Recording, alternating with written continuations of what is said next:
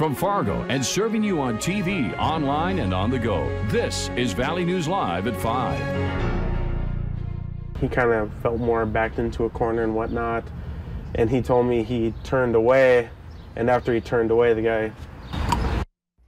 Police are still looking for the suspect who stabbed a man in North Fargo early this morning. It all started around 3 a.m. when a Fargo man was pulling up to his home in the 200 block of 6th Avenue North. That's when a man knocked on his window asking for a ride. When the driver refused, the other man stabbed him in the neck with a pair of scissors. Valley News Team's crime and safety reporter Bailey Hurley talked with a roommate of the victim and others on the block about how safe they feel going forward.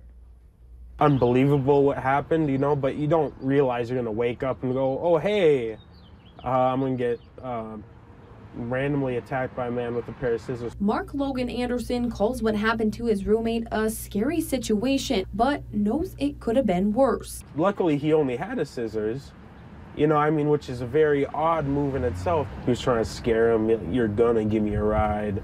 You're going to give me this. And Anderson also says him and his roommate aren't that shaken up, saying it was just a freak incident. It's scary for the community, mostly. You know, I feel like if anything were to happen, we can, you know, hold our own as a household. But neighbors couldn't disagree more, saying they're going to think twice before stepping outside at night. Two even say they've never felt safe in the neighborhood, especially now. We just try to mind our own business, stay inside at all times.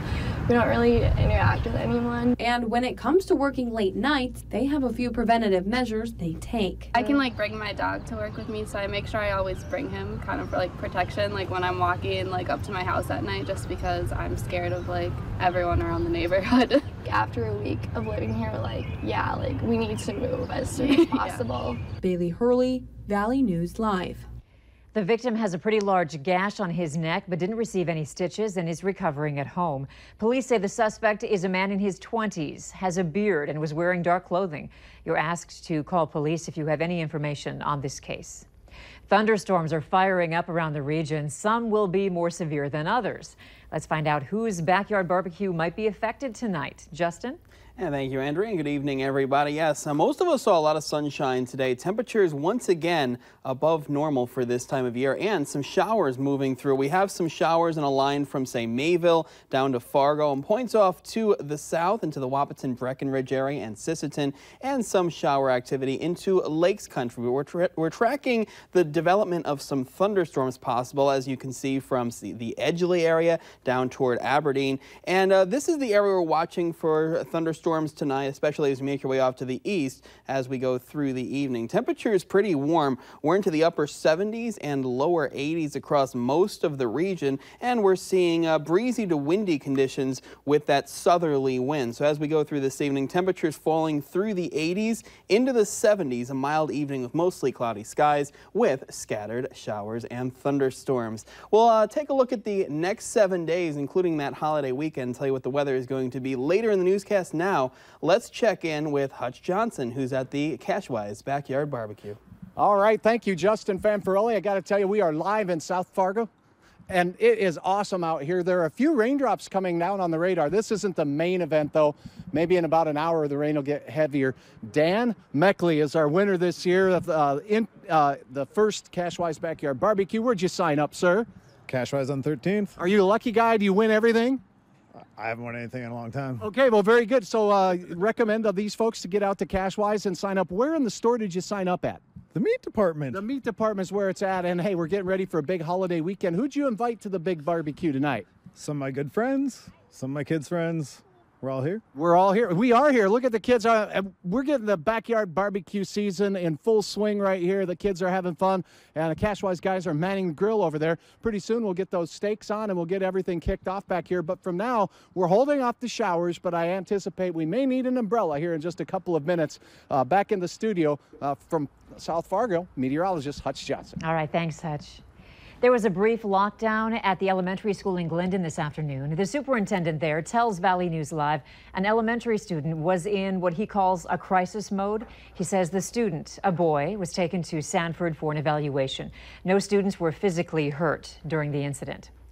The North Dakota Board of Higher Education today granted approval to fundraise up to $37.2 million for a new indoor football practice facility at NDSU. The entire cost of the proposed facility will be privately funded.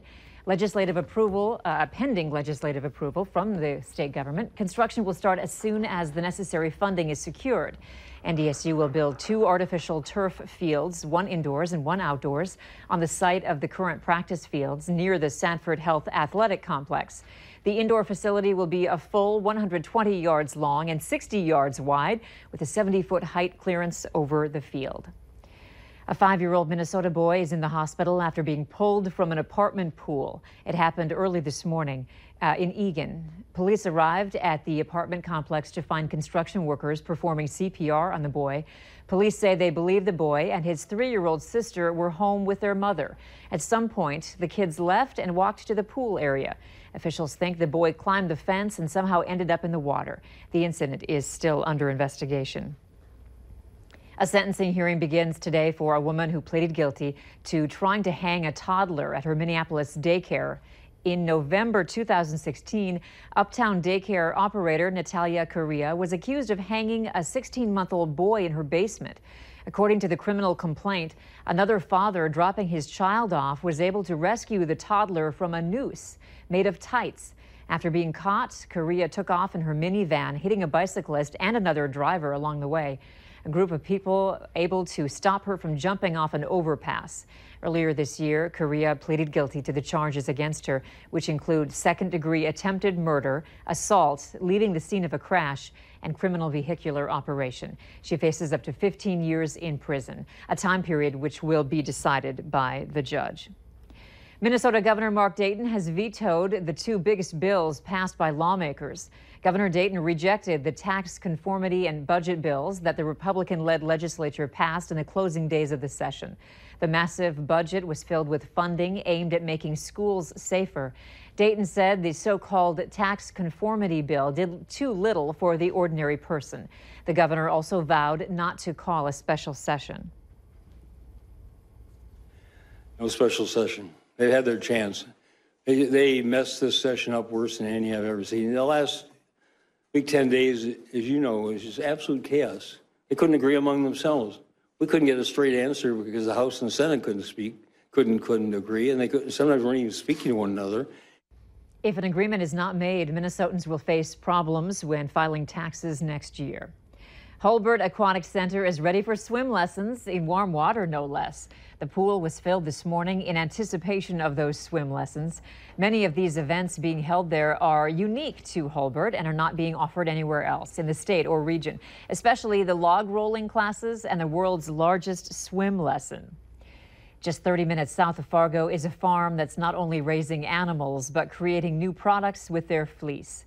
7 acres is a start-to-finish farm, meaning they not only raise alpacas, but they shave their fiber, spin it into yarn, and even make products with the yarn and fleece. The farm currently has 24 alpacas, and 8 more are expected to be born in July. To take a tour of the farm, just head over to valleynewslive.com and click on our hot button for a link to their site.